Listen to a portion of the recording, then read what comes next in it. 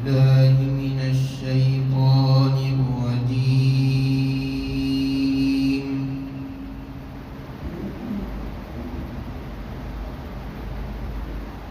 بسم الله الرحمن الرحيم.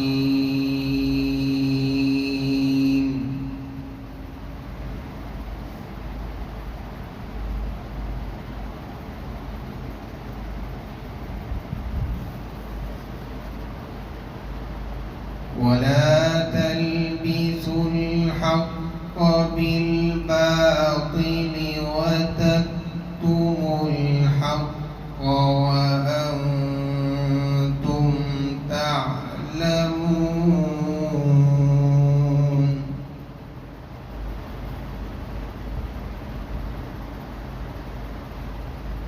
وأقيموا الصلاة وآتوا الزكاة واركعوا مع الراكعين.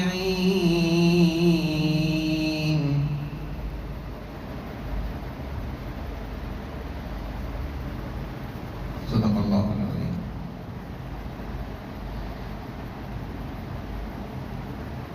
اور تم حق و باطل کے ساتھ خلط ملط مت کرو اور حق کو مت چھپاؤ درا حالے کہ تم جانتے ہو، اور نماز قائم کرتے رہا کرو اور زکوٰۃ دیتے رہو اور رکوع کرنے والوں کے ساتھ رکوع کرتے رہا کرو.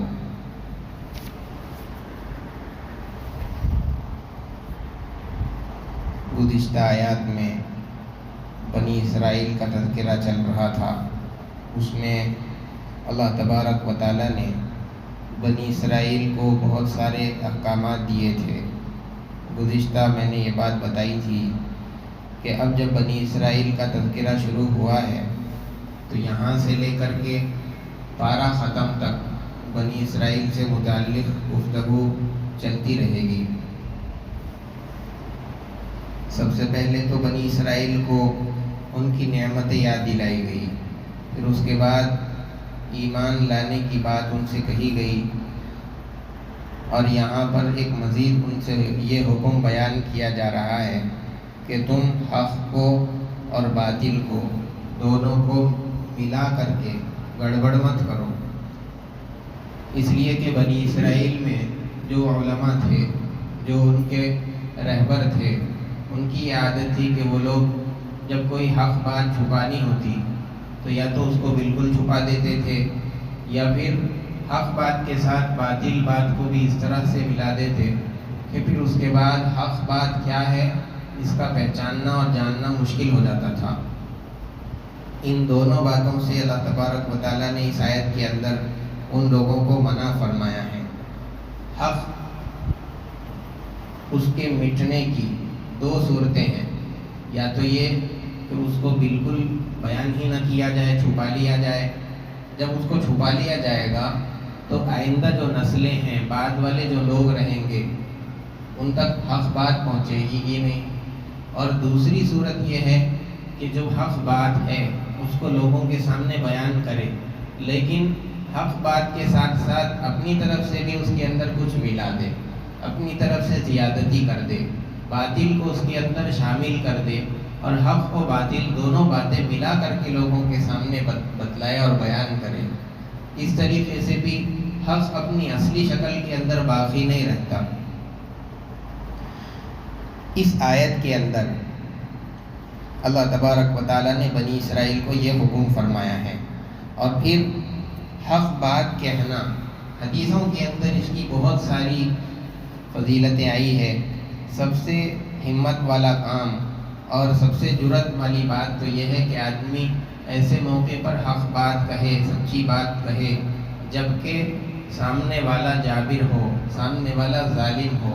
ظالم بادشاہ کے سامنے حق بات کا کہنا یہ بہت زیادہ مشکل ہوتا ہے، لیکن ہر زمانے کے اندر جو اہل حق علماء رہے ہیں، جو اللہ والے رہے ہیں، جو حقیقی معنی میں اللہ سے ڈرنے والے، آخرت پر یقین رکھنے والے رہے ہیں، وہ لوگ نہ مالداروں سے گھبرائے اور نہ ہی بادشاہوں کے سامنے ڈرے، بلکہ جو حق بات تھی ان کے سامنے جا کر کے بھی ان لوگوں نے حق بات کو پیش کیا۔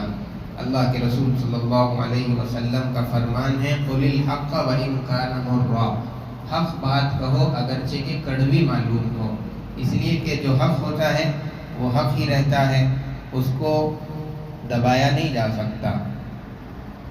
اسی سلسلے میں ایک واقعہ تفسیر کی کتابوں کے اندر یہ لکھا ہوا ہے کہ تابعین کے زمانے میں سلیمان بن عبد الملک جو مسلمانوں کے اس وقت امیر تھے، امیر المومنین، وہ کسی کام سے مدینے آئے تو اس وقت میں مدینے کے جو باشندے رہنے والے تھے سارے لوگ ان سے ملنے کے لیے آئے۔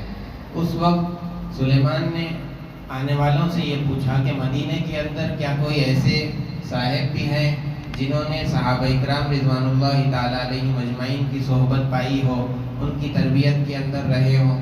لوگوں نے بتایا کہ ہاں ایک آدمی ہے، ایک شخص ہے، وہ ہے ابو حازم رحمۃ اللہ علیہ۔ چنانچہ سلیمان نے ان کو بلوا بھیجا، اپنے آدمی بھیجائے اور ان سے کہا کہ آپ ہمارے پاس آئیے۔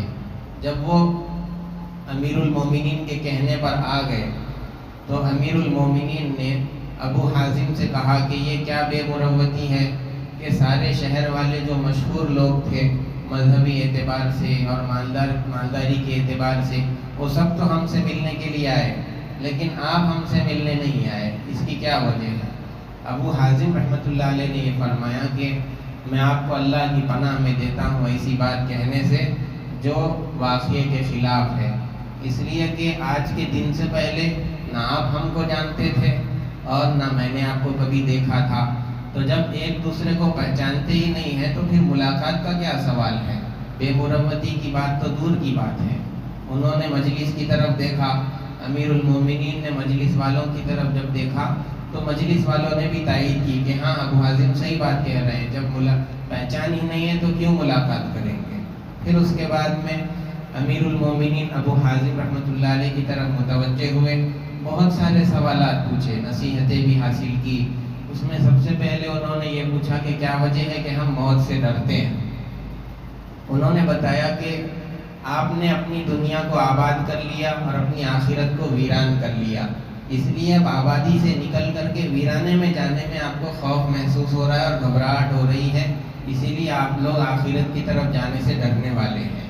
پھر اس کے بعد میں دوسرا سوال امیر المومنین نے ان سے یہ پوچھا کہ ہماری اللہ کے سامنے لوگوں کی پیشی ہوگی تو کس حال کے اندر ہوگی؟ انہوں نے بتایا کہ جو نیک لوگ ہیں، نیک کام کرنے والے ہیں، اللہ کا جس سے تعلق ہے، دیندار جو لوگ ہیں، ان کی اللہ کے سامنے ایسے پیشی ہوگی گویا کہ وہ کوئی مسافر ہے جو سفر سے لوٹ کر کے اپنے گھر والوں کے پاس واپس آیا ہے، اور اگر کوئی گناہگار آدمی ہے، برا آدمی ہے، تو اللہ کے سامنے اس حال کے اندر پیشی ہوگی جیسے کہ کوئی مجرم بھگوڑا غلام ہے اور اس کو پکڑ کر کے آقا کے سامنے پیش کر دیا گیا۔ تو اس طریقے سے انسانوں کی اللہ تبارک و تعالیٰ کے سامنے پیشی ہوگی۔ یہ بات سن کر کے سلیمان بن عبد الملک رونے لگے، اور اس کے بعد میں اور ایک بہت سارے سوالات کیے۔ اس کے اندر ایک سوال یہ بھی پوچھا کہ سب سے افضل عمل کون سا ہے؟ ابو حازم رحمۃ اللہ علیہ نے بتایا کہ واجبات اور فرائض کو ادا کرنا گناہوں کے ترک کرنے کے ساتھ میں۔ اور انہوں نے پھر سوال کیا کہ سب سے دعا جو سب سے قبولیت کے زیادہ قریب ہو وہ کس کی دعا ہے؟ انہوں نے بتایا کہ کسی پر احسان کرے، اس کی کوئی مدد کرے، پھر وہ آدمی اپنے محسن کے لیے جب دعا کرتا ہے تو اس کی دعا اقرب الی القبول ہوتی ہے، قبولیت کے بہت زیادہ قریب ہوتی ہے۔ اب اس کے بعد اس طرح مختلف قسم کے سوالات کرتے رہے۔ پھر آخر میں امیر المومنین نے یہ پوچھا کہ تمہاری ہمارے بارے میں کیا رائے ہے؟ اب بادشاہ خود اپنے بارے میں پوچھ رہے ہیں، امیر المومنین جو اس وقت کی سارے عالم اسلام کے امیر ہیں وہ اپنے بارے میں پوچھ رہے ہیں۔ تو انہوں نے ابو حازم رحمۃ اللہ علیہ نے پہلے تو عذر پیش کیا کہ اس سلسلے میں مجھے معذور سمجھیے، میں کچھ نہیں کہہ سکتا، لیکن امیر المومنین تھے، انہوں نے کہا کہ نہیں، آپ کو اس سلسلے میں کوئی نصیحت کرنی ہی پڑے گی۔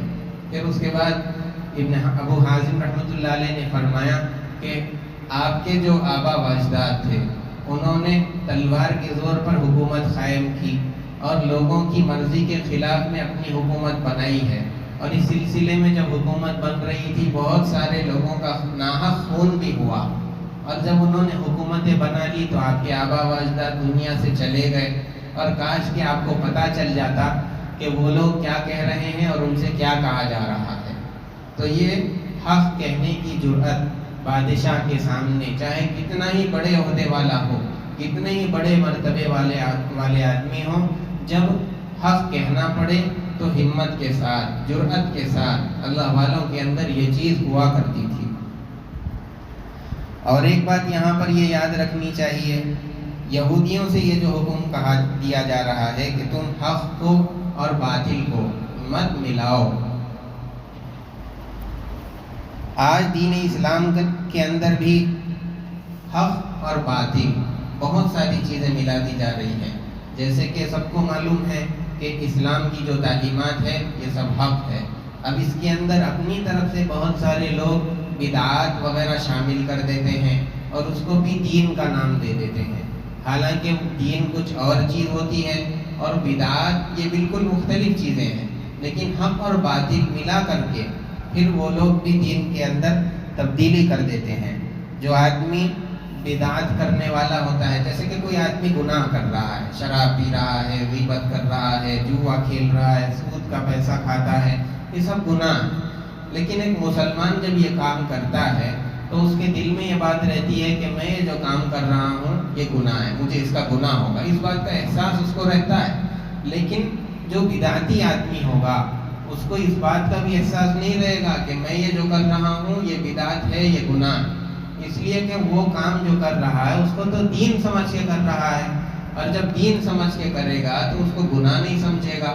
اسی لیے احادیث کے اندر یہ بات کہی گئی ہے کہ بدعتی کو توبہ کی توفیق بھی نہیں ہوتی، توبہ کی توفیق اس سے سلب کر لی جاتی ہے، جیسے کہ ایک کٹر کافر سے ایمان سلب کر لیا جاتا ہے، ایمان کی صلاحیت اس کے اندر سے ختم کر دی جاتی ہے، ٹھیک ایسے ہی بدعتی سے توبہ کی توفیق ختم کر دی جاتی ہے۔ کیوں؟ اس لیے کہ ایک گناہگار کو توبہ کی توفیق تو ہو سکتی ہے کیونکہ گناہ کا احساس موجود ہے، اب کبھی نہ کبھی جا کر کے اگر توبہ کر لے گا، احساس رہنے کی وجہ سے توبہ کرے گا تو گناہ معاف ہو جائے گا۔ لیکن جو بدعتی آدمی ہے وہ اپنے کام کو گناہ سمجھتا ہی نہیں ہے تو پھر توبہ کیوں کرے گا؟ ہمیشہ اس کام کو کرتا رہے گا اور یہ سمجھتا رہے گا کہ میں یہ جو کام کر رہا ہوں یہ دین کا کام کر رہا ہوں، اسی لیے کبھی توبہ کی طرف اس کا ذہن جائے گا ہی نہیں۔ اسی لیے بدعات کو گناہ، عام گناہوں سے بھی، کبیرہ گناہوں سے بھی بہت بڑا گناہ قرار دیا گیا ہے۔ پھر آگے اللہ تبارک و تعالیٰ نے اس آیت کے اندر فرمایا وَأَنْتُمْ تَعْلَمُونَ، حالانکہ تم جانتے ہو۔ دیکھیے یہودی جو لوگ تھے ان لوگوں نے تورات کے اندر سب کچھ پڑھ رکھا تھا کہ اللہ کے نبی صلی اللہ علیہ وسلم آئیں گے، قرآن کریم حضور پاک صلی اللہ علیہ وسلم پر نازل ہوگا اور وہ جو دین لائیں گے وہ آخری دین رہے گا، وہ حق دین رہے گا، اس کو قبول کرنا چاہیے، سب باتیں تورات کے اندر پڑھ چکے تھے۔ لیکن جب حق سامنے آ گیا تو پھر اس کے اندر گڑبڑ کرنے لگے، اسی لیے اللہ نے فرما دیا وَأَنْتُمْ تَعْلَمُونَ، حالانکہ تم جانتے ہو، اس طرح مت کرو۔ وَأَقِيمُوا الصَّلَاةَ وَآتُوا الزَّكَاةَ، نماز قائم کرو۔ اللہ تبارک و تعالیٰ نے اس آیت کے اندر نماز کے قائم کرنے کا حکم فرمایا۔ دیکھیے ایک ہوتا ہے نماز کا پڑھ لینا اور ایک ہے نماز کا قائم کرنا۔ نماز کا قائم کرنا اوقات کی پابندی کرتے ہوئے اور پورے شرائط کے ساتھ، آداب کے ساتھ، مستحبات کے ساتھ، ان سب چیزوں کی رعایت کرتے ہوئے جو نماز ادا کی جائے اس کو کہتے ہیں نماز کا قائم کرنا۔ اور اگر شرائط کی رعایت نہیں ہے، واجبات کے دھیان نہیں ہے، ذہن نہیں ہے، توجہ کے ساتھ نہیں پڑھتے ہیں، ذہن کہیں اور گھومتا رہتا ہے، تو پھر یہ نماز پڑھنا ہوا، نماز قائم کرنا نہیں ہوا۔ اور احادیث کے اندر، قرآن کریم کے اندر نماز کے جو فوائد اور جو فضائل آئے ہیں وہ سب نماز کے قائم کرنے پر ہے، نماز کے پڑھنے پر نہیں ہے۔ اسی لیے قرآن کریم کے اندر جو آیت ذکر کی گئی ہے جس میں نماز کا فائدہ ذکر کیا گیا، ان الصلاۃ تنہی عن الفحشاء والمنکر، نماز بے حیائی سے اور برے کاموں سے روک دیتی ہے۔ اب ہم دیکھتے ہیں کہ بہت سارے لوگ نماز بھی پڑھ رہے ہیں اور گناہ بھی کر رہے ہیں، بے حیائی والا کام بھی کر رہے ہیں۔ اس کا مطلب یہ ہے کہ وہ لوگ نماز پڑھ تو رہے ہیں، قائم نہیں کر رہے ہیں۔ اسی لیے جو نماز کی فضیلت، نماز کا جو فائدہ آیت کے اندر ذکر کیا گیا، ان کی زندگی کے اندر نظر نہیں آ رہا ہے۔ اگر وہ لوگ بھی نماز قائم کریں گے تو پھر آیت کے اندر جو بات ذکر کی گئی کہ بے حیائی ان کی زندگی میں نہیں ہوگی، گناہوں سے نماز ان کو روک دے گی، یہ چیز ان کی زندگی کے اندر نظر آئے گی۔ ایک صحابی رضی اللہ تعالیٰ عنہ تھے، وہ نماز بھی پڑھتے تھے اور چوری بھی کرتے تھے۔ اللہ کے رسول صلی اللہ علیہ وسلم سے بعض صحابہ نے آ کر کے شکایت کی کہ اللہ کے نبی، وہ فلاں ہمارے جو ساتھی ہے نماز بھی پڑھتے ہیں، چوری بھی کرتے ہیں۔ تو حضور پاک صلی اللہ علیہ وسلم نے فرمایا کہ ان قریب ان کی نماز ان کو اس برے عمل سے روک دے گی، اس لیے کہ صحابہ نماز قائم کرنے والے تھے۔ اب جب نماز قائم کر رہے ہیں تو اس کے جو فوائد ہیں، برے کام سے رک جانا، بے حیائی سے رک جانا، یہ چیزیں آہستہ آہستہ ان کی زندگی میں آ جائیں گی اور وہ چوری والا عمل چھوڑ دیں گے۔ تو اس طریقے سے اگر ہم بھی آج نماز کو قائم کریں گے تو وہ ساری چیزیں، وہ سارے فوائد اور فضیلتیں ہم سب کو بھی حاصل ہو سکتی ہے۔ وَآتُوا الزَّکَاۃَ، اور زکوٰۃ ادا کرو۔ اللہ تبارک و تعالیٰ نے نماز اور زکوٰۃ دو عبادتوں کا یہاں پر ذکر فرمایا ہے۔ اسلام کے آنے سے پہلے موسیٰ علیہ السلام کے مذہب میں بھی نماز اور زکوٰۃ، ان دونوں کا حکم تھا، یہ دونوں عبادتیں ان کی شریعت کے اندر بھی موجود تھی۔ یہاں پر نماز اور زکوٰۃ کا حکم یہودیوں کو اس لیے دیا جا رہا ہے کیونکہ ان کی شریعت میں نماز اور زکوٰۃ کا جو عمل تھا اس کا طریقہ اور تھا، اسلام کے اندر اس کا طریقہ اور ہے۔ اس لیے خاص طور پر یہاں حکم جو دیا جا رہا ہے، اس لیے دیا جا رہا ہے کیونکہ اب تم جب مذہب اسلام قبول کریں گے تو آپ کو نماز جو پڑھنی رہے گی وہ حضور پاک صلی اللہ علیہ وسلم کے طریقے کے مطابق پڑھنی رہے گی، اور زکوٰۃ جو دینی ہوگی دین اسلام کے مطابق دینی ہوگی۔ پچھلی امت میں جو آپ تھے وہاں کے حکم کے مطابق اب آپ کو اس پر عمل نہیں کرنا رہے گا۔ اللہ تعالیٰ نے یہاں پر دو عبادتوں کا ذکر فرمایا، ایک تو ہے نماز اور دوسرا ہے زکوٰۃ۔ دیکھیے یہ دونوں عبادتیں، ایک تو ہے بدنی عبادت اور ایک ہے مالی عبادت۔ نماز یہ بدنی عبادت ہے اور زکوٰۃ یہ مالی عبادت ہے۔ تو اللہ تبارک و تعالیٰ نے ان دونوں عبادتوں کو ذکر کرنے کے ذریعے سے، ایک مالی عبادت کو ایک بدنی عبادت کو ذکر کرنے کے ذریعے سے ان ساری عبادتوں کو گھیر دیا ہے جو بدن سے اور مال سے تعلق رکھنے والے ہیں۔ آگے اللہ تبارک و تعالیٰ نے فرمایا وَارْكَعُوا مَعَ الرَّاكِعِينَ، رکوع کرنے والوں کے ساتھ رکوع کرو، عاجزی کرنے والوں کے ساتھ عاجزی کرو۔ یہاں پر خاص رکوع کا ذکر کیوں کیا جا رہا ہے؟ اس لیے کہ یہودی جو نماز پڑھتے تھے اس کے اندر رکوع نہیں تھا، دوسرے تھے قیام تھا، سجدہ تھا، لیکن رکوع نہیں تھا۔ اسی لیے یہاں پر رکوع کا تذکرہ کرتے ہوئے اللہ تبارک و تعالیٰ فرماتے ہیں وَارْكَعُوا مَعَ الرَّاكِعِينَ۔ اور ایک دوسری حکمت مفسرین نے اس آیت کے اس حصے میں یہ ذکر فرمائی کہ اللہ تبارک و تعالیٰ نے یہاں پر جماعت کی اہمیت کو بتلایا ہے، اس لیے کہ یہودیوں کے مذہب میں جماعت نہیں تھی، ان کی نماز میں رکوع نہیں تھا، لیکن مسلمانوں کے لیے جماعت سے نماز پڑھنا ہے، اس لیے یہاں پر فرمایا دیکھیے رکوع کرنے والوں کے ساتھ رکوع کریے۔ اب بہت سارے جب رکوع کرنے والے رہیں گے اور آپ بھی اس کے اندر جا کر کے شامل ہو جائیں گے تو ایک جماعت کی شکل بنے گی۔ اسی لیے اس آیت کے اس حصے سے اللہ تبارک و تعالیٰ نے با جماعت نماز پڑھنے کی اہمیت کو بھی بتلا دیا ہے۔ آگے اللہ تبارک و تعالیٰ نے بہت سارے احکامات بنی اسرائیل کو دیے ہیں، اس کو انشاءاللہ آئندہ درس میں بیان کیا جائے گا۔ اللہ تبارک و تعالیٰ قرآنی تعلیمات کے مطابق ہم سب کو اپنی زندگی گزارنے کی توفیق عطا فرمائے۔ سبحان ربک رب العزت عما یصفون وسلام علی المرسلین والحمد للہ رب العالمین۔ انشاءاللہ آئندہ درس 25 جون کو ہوگا۔